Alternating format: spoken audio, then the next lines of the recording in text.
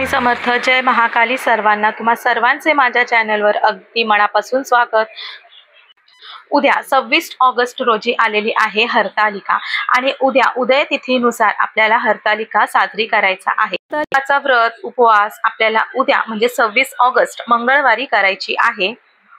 हरतालिका व्रत सर्व व्रतांमध्ये सर्वश्रेष्ठ असे व्रत आहे. हरतालिकेच्या दिवशी विवाहित स्त्रिया दीर्घायुष्यासाठी व्रत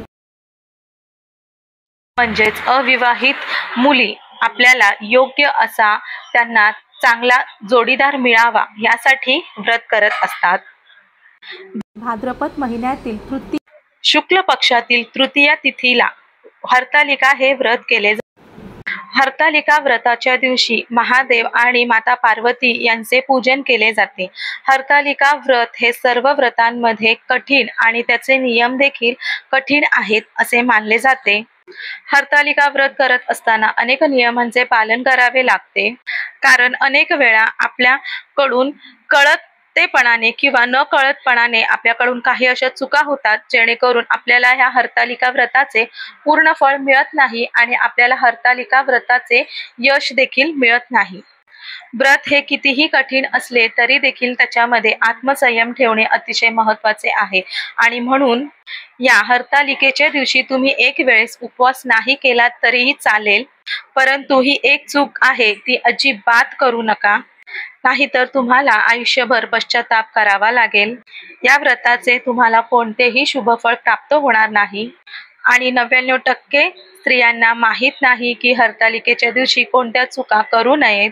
तर अशा कोणत्या चुका आहेत ज्या हरतालिकेला चुकूनही करू नयेत याबद्दलची संपूर्ण माहिती आपण आजच्या या व्हिडिओमध्ये घेणार आहोत.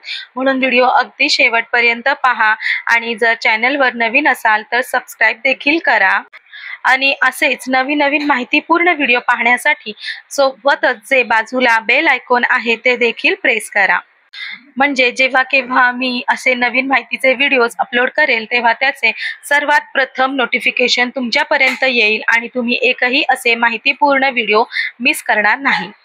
तर पहा, हरतालिका हे व्रत जे आहे हे सर्वश्रेष्ठ, कठोर आणि पवित्र असे व्रत आहे. या व्रतामध्ये जर आपल्याकडून छोट्या गोष्टींमधून चुका झाल्या तर याचे आपल्याला वाईट परिणाम देखील भोगावे लागत असतात. बऱ्याच वेळेस आपल्याकडून या छोट्या चुका ज्या आहेत त्या महत्त्वाच्या दिवशी तिथीला होत असतात आणि आपण आपल्या नशिबाला दोष देत असतो. आपण म्हणत असतो की मी एवढी सेवा उपासना करते परंतु तरी देखील त्याचे फळ मला प्राप्त होत नाही. तर पहा, काही महत्त्वाच्या दिवशी तिथींना आपल्याकडून आपल्या नकळतपणे काही अशा चुका, छोट्या-मोठ्या चुका होत असतात आणि त्याचे वाईट परिणाम आपल्याला भोगावे लागतात आणि त्याचे फलस्वरूप म्हणजे आपली जी काही सेवा व्रत असते ते पूर्ण होत नाही, त्याचे पूर्ण फळ आपल्याला मिळत नाही आणि त्याच्यामुळे आपल्या पदरामध्ये नैराश्य येते. म्हणून हरतालिकेच्या दिवशी तुम्हाला सर्वांनाच आपल्या स्वतःवरती ठेवायचा आहे, कारण हरतालिका व्रत उपवास हे पूर्ण सात्विक आणि धार्मिक भावनेतून पूर्ण केले पाहिजे. हरतालिकेच्या दिवशी अशा काही गोष्टींमुळे, अशा काही घटनांमुळे जरी तुम्हाला राग आला तरी देखील तुम्हाला तुमच्यावरती स्वतःवरती संयम ठेवायचा आहे आणि तुम्हाला स्वतःला शांत ठेवायचे आहे. तेव्हाच तुम्हाला तुमच्या हरतालिकेच्या व्रताचे पूर्ण फळ मिळणार आहे. म्हणून महिलांनो, या दिवशी तुम्हाला जितके शांत राहता येईल तितके शांत राहायचे आहे. समोरची व्यक्ती तुमच्याशी कितीही बोलायला भांडायला आली तरी देखील तुम्हाला शांत राहायचे आहे आणि जास्तीत जास्त दिवसभरामध्ये ओम नमः शिवाय किंवा ओम गौरी शंकराय नमः या मंत्राचा जप करायचा आहे. त्याचबरोबर हरतालिकेच्या दिवशी हा एक नियम अत्यंत गरजेचा आहे आणि हा पाळलाच गेला पाहिजे. हरतालिका पूजा ज्या घरी मांडली जाते, त्या घरामध्ये हरतालिकेचे व्रत केले जाते, त्या घरामध्ये दिवसभरामध्ये कधीही झोपायचे नाही. शास्त्रानुसार हरतालिकेच्या दिवशी झोपणे हे निषिद्ध मानले गेलेले आहे. हरतालिकेचा उपवास कठीण मानला जातो, कारण या दिवशी महिला त्यांच्या पतीच्या दीर्घायुष्यासाठी, वैवाहिक जीवन सुधारण्यासाठी, सुखसमृद्धीसाठी करत असतात. त्याच्यामुळे पूर्ण हरतालिकेचा व्रत उपवास हे त्या महिला दिवसभर उपवास करून संध्याकाळी देखील उपवासच करतात आणि दुसऱ्या दिवशी हे व्रत सोडतात. म्हणून आपण हरतालिका ही व्रताची जी पूजा मांडलेली आहे त्या पूजेचे आपल्याला पूजा आपल्याला सकाळ, दुपार, संध्याकाळी एव्हा रात्री देखील आपल्याला करायचे असते. रात्रभर आपल्याला जागरण करायचे असते. म्हणजे काय तर हरतालिका व्रताच्या दिवशी दिवसा झोपू नये. त्याच शक्य असेल तर जास्तीत प्रयत्न करावा रात्रीचा जागरण करण्याचं आणि ओम नमः शिवाय या मंत्राचा जप करत राहावा. भजन कीर्तन करावे आणि दुसऱ्या दिवशी सकाळी उत्तर पूजा करून हरतालिका व्रत सोडावे. त्याचबरोबर व्रताच्या दिवशी वाईट शब्द आपल्या तोंडातून बोलायचे नाही. रागावरती नियंत्रण ठेवावे, जेणेकरून आपल्या तोंडातून कोणत्याही प्रकारचा अपशब्द बाहेर पडता कामा नये. हरतालिके व्रतेच्या वेळी आपल्याकडून थोरा मोठ्यांचा अनादर होईल असे वागता कामा नये. त्याचबरोबर हरतालिकेचं व्रत करत असताना तुम्ही दुधाचे सेवन देखील करायचे नाही. कारण पुराणामध्ये सांगितले गेलेले आहे की हरतालिका व्रताच्या दिवशी दूध पिणारी स्त्री ही पुढच्या जन्मी सर्प योनीमध्ये जन्म घेते आणि म्हणूनच हरतालिकेच्या दिवशी स्त्रियांनी दूध पिणे हे वर्ज्य करावे. बघा, वेगवेगळ्या भागांमध्ये वेगवेगळ्या प्रकारचे नियम पाळले जातात. आता जसा भाग बदलतो तसे नियम देखील बदलतात.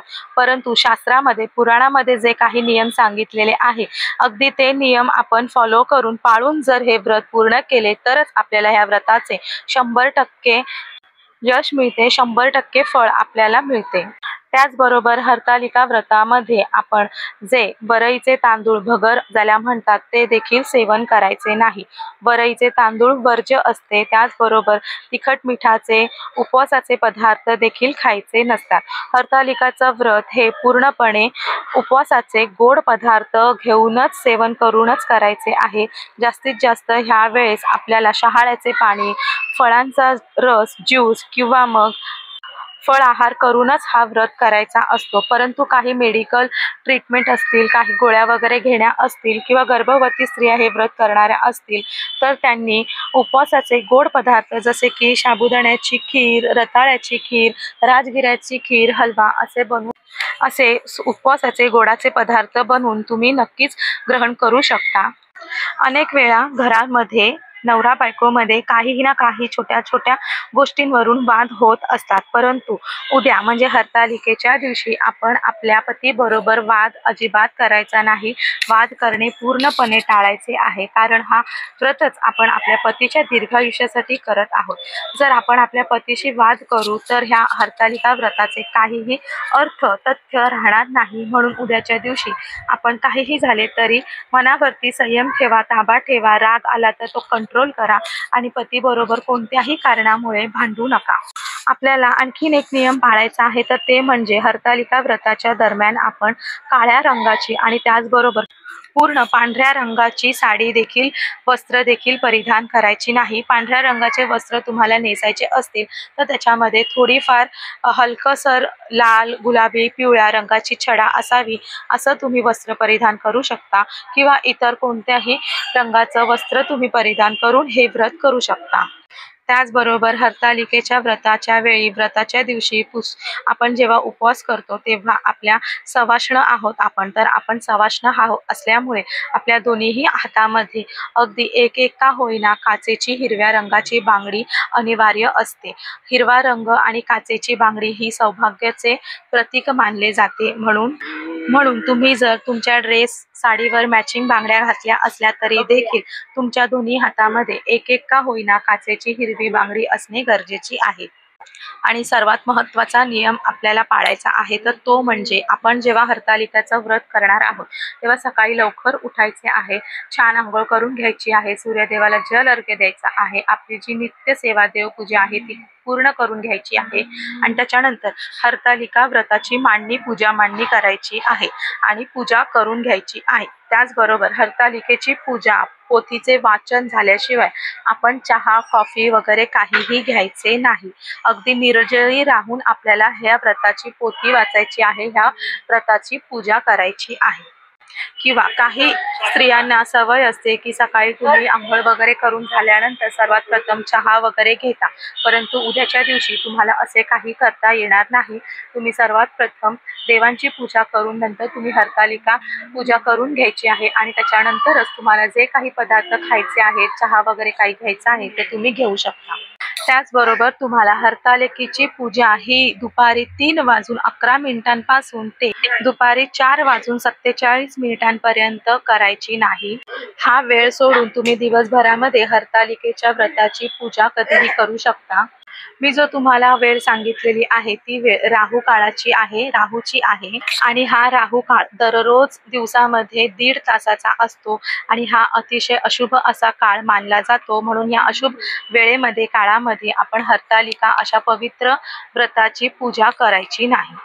तर या नियमांचे पालन करूनच तुम्हाला उद्या हरतालिका या पूजेचा उपवास करायचा आहे, व्रतेची मांडणी करायची आहे। दिवसभर अगदी शांत राहा, सर्वांशी प्रेमाने आनंदाने वागा आणि मनावर संयम ताबा ठेवा। श्री स्वामी समर्थ।